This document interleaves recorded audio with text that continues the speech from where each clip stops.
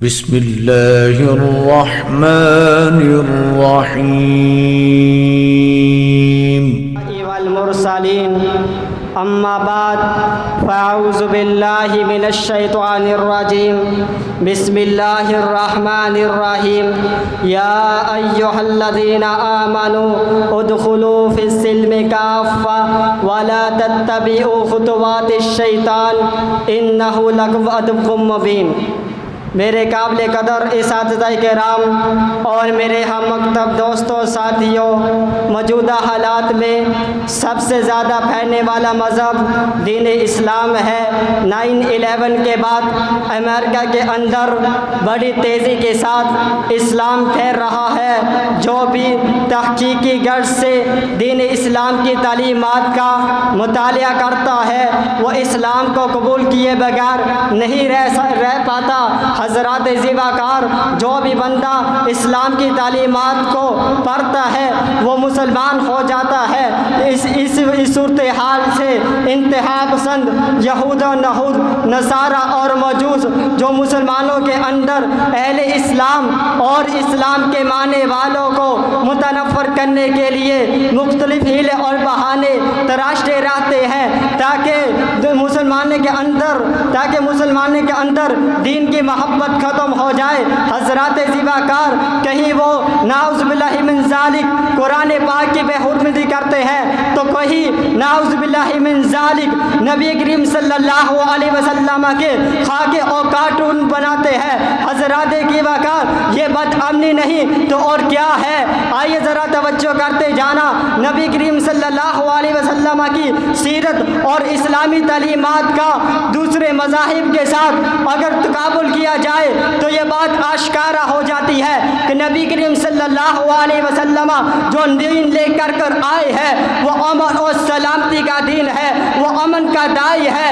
جہاں ساری زندگی نبی کریم صلی اللہ علیہ وسلم نے امن اور سلامتی کو قائم کرنے کے لیے گزار دی۔ حضرات زیباکار، جب وہاں پر دہشت گردی، درندگی اور بد امنی کو ختم کرنے کے لیے سات کوششیں کی ہے۔ حضرات زیباکار، لیکن ایسے بھی بدبخت لوگ ہیں نعوذ باللہ من ذالک اسلام کو دہشت گردی کا نام دیتے ہیں، جبکہ یہ بات ان کی بالکل غلط ہے، جبکہ اسلام تو امن کا پیغام دیتا ہے۔ آئیے ذرا توجہ کرتے جانا۔ اللہ رب کریم اپنے پیارے قرآن مجید میں اعلان کر رہا ہے، فرمایا یا ایھا الذین آمنوا ادخلوا فی السلم کافہ ولا تتبعوا خطوات الشیطان انہ لکم عدو مبین۔ حضرات زیباکار، سلم کے ایک معنی امن و سلامتی کی بھی ہے اور اس کا دوسرا معنی صلح کی بھی ہے۔ اسلام ہمیں امن کی دعوت دیتا ہے۔ آئیے اللہ رب کریم کے قرآن کا دوسرا مقام فرمایا دوسرے مقام پر فرمایا وَمَنْ قَتَلَ نَفْسًا بِغَيْرِ نَفْسٍ أَوْ فَسَادٍ فِي الْأَرْضِ فَكَأَنَّمَا قَتَلَ النَّاسَ جَمِيعًا۔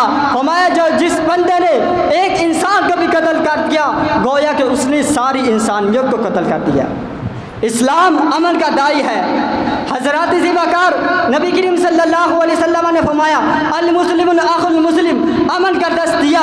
دوسری حدیث میں فرمایا سباب المسلم فسوق وقتالہ کفر، امن کا دست دیا۔ تیسری حدیث میں فرمایا افشوا السلام واطعموا الطعام واصلوا الارحام وصلوا باللیل والناس نیام تدخلوا الجنۃ بسلام۔ اسلام امن کا دست دیتا ہے۔ آئیے ذرا نبی کریم صلی اللہ علیہ وسلم کی زندگی کا مطالعہ کیجئے، آئیے سیرت کو پڑھیے۔ آپ علیہ السلام جب مکہ سے مدینہ گئے تو آپ علیہ السلام نے مہاجرین اور انصار کے درمیان بھائی چارے کا درس دیا اور آپس میں بھائی چارہ ان کو بھائی بنا دیا تاکہ امن و ایمان قائم رہے، اور یہودی کے ساتھ معاہدہ کیا جو میثاق مدینہ کے نام سے معروف اور مشہور ہے تاکہ امن قائم رہے۔ حضرات زیباکار، آپ علیہ السلام طائف کی وادی میں کہے، وہاں جا کر آپ علیہ السلام پر ظلم کے پہاڑ رہائے گئے، آپ کو لہو لہان کر دیا گیا، جبریل امین آ گئے، فرشتوں کا پہاڑوں کا فرشتہ آ گیا، آپ علیہ السلام کے پاس آ کے کہنے لگے اے اللہ کے رسول جی طائف والوں کو دو پہاڑوں کے درمیان کچل کے رکھ دیا جائے، لیکن آپ علیہ الصلوۃ والسلام نے فرمایا نہیں، ایسا نہیں کرنا، اللہ رب کریم ان سے ایسے لوگ پیدا کرے گا جو دین کے داعی ہو گئے، امن کا درس دیا، فساد نہیں فرمایا، کیونکہ اللہ رب کریم اپنے پیارے قرآن مجید میں فرما رہا ہے ان اللہ لا یحب المفسدین، اللہ رب کریم بد امنی پھیلانے والوں کو پسند نہیں کرتا۔ میں اسی پر اکتفا کرتا ہوں، وآخر دعوانا الحمدللہ رب العالمین۔